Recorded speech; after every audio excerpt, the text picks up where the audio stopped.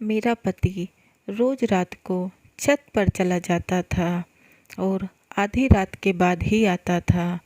एक दिन मैं अपना काम खत्म कर पति के जाने से पहले ही छत पर जाकर छुप गई और अगली सुबह मैं कफन में लिपटी हुई थी।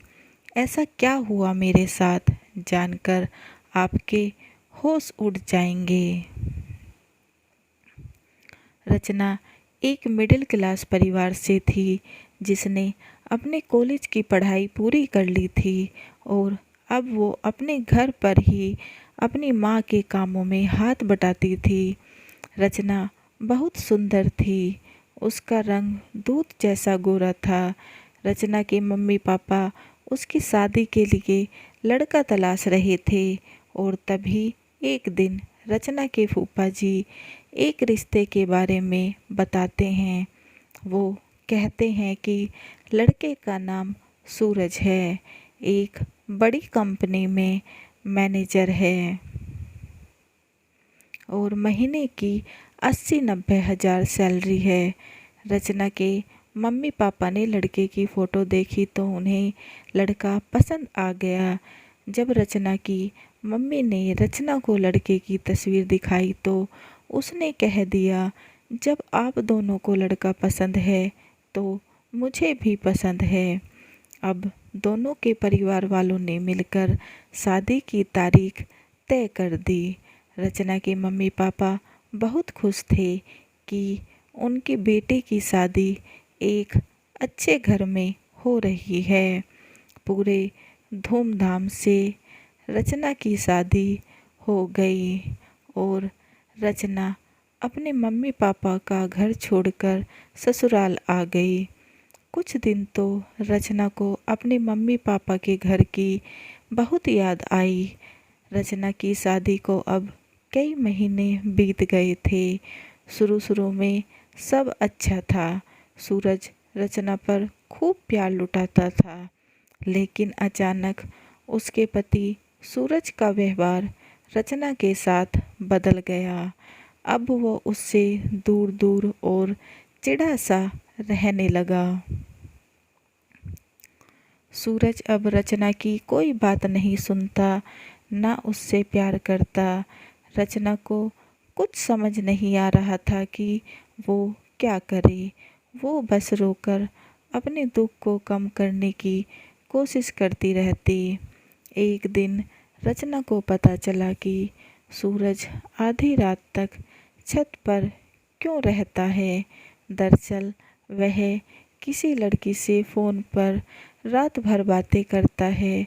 जब रचना ने सूरज से पूछा कि आप रोज़ाना छत पर जाकर किससे बात करते हो, तो इस पर सूरज ने टका सा जवाब दिया कि वो मेरे ऑफिस का फ्रेंड है, बस उसी से बातें करता हूँ और तुम अपने काम से काम रखो। मेरी ज़िंदगी में ज़्यादा दखल देने की ज़रूरत नहीं है। दिवाली का दिन था। सूरज के कुछ दोस्त उसके घर आए। सभी ने घर में ही पार्टी कर रहे थे। उस दिन सूरज के एक दोस्त ने ज़्यादा शराब पी ली थी और नशे की हालत में रचना से जाकर बोला, भाभी जी आप कितनी प्यारी और सुंदर हो, फिर भी सूरज भाई दिन भर उस घमंडी बदतमीज सी स्वीटी से बातें करते रहते हैं। लगता है कि आप सूरज भाई का सही से ख्याल नहीं रखती। ये सुनकर रचना का शक यकीन में बदल गया। अगली सुबह जब रचना ने सूरज से पूछा कि ये स्वीटी कौन है और क्या लगती है आपकी। सूरज, मैं तुम्हें क्यों बताऊं। रचना, पत्नी हूँ मैं आपकी। सूरज, देखो तुमसे पहले वो मेरी लाइफ में आई थी। रचना, तो फिर मुझसे शादी क्यों की। सूरज, बस तुम पसंद आ गई थी इसलिए शादी कर ली। रचना, अब तुम देखना मैं उस डायन कुल्टा को कैसे सबक सिखाती हूँ।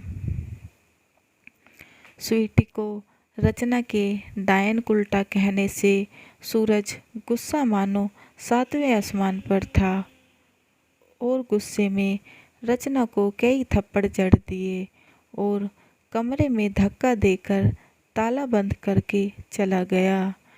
रचना की सास को सब पहले से मालूम था, लेकिन फिर अपने बेटे को एक शब्द तक नहीं बोलती थी।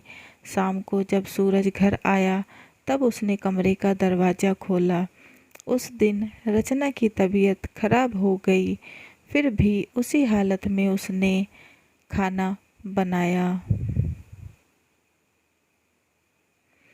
रचना ये सारी बातें अपने मम्मी पापा को बताना चाहती थी, लेकिन चाह कर भी वह नहीं बता पा रही थी, क्योंकि वह जानती थी कि अगर उसके माता पिता को ये सब पता चलेगा तो वो बहुत दुखी हो जाएंगे।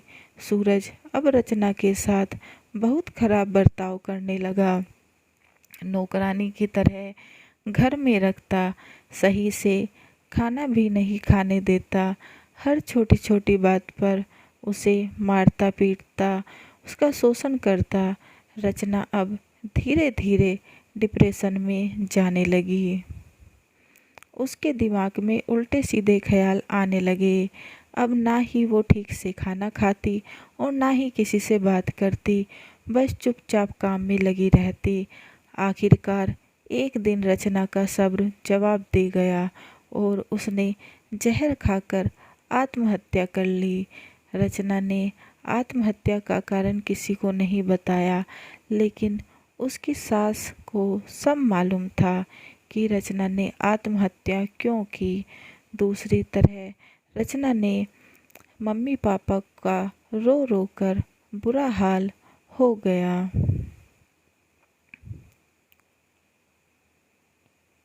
रचना की मम्मी ने पुलिस को आत्महत्या का कारण उसके ससुराल वालों को बताया।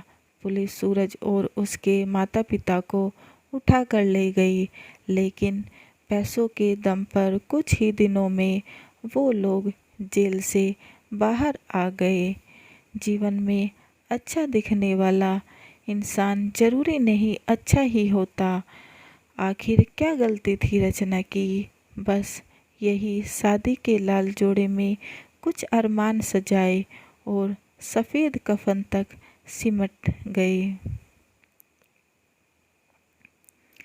आप लोग कमेंट बॉक्स में ज़रूर बताएं कहानी कैसी लगी और रचना जैसी लड़कियों को क्या करना चाहिए। समाप्त।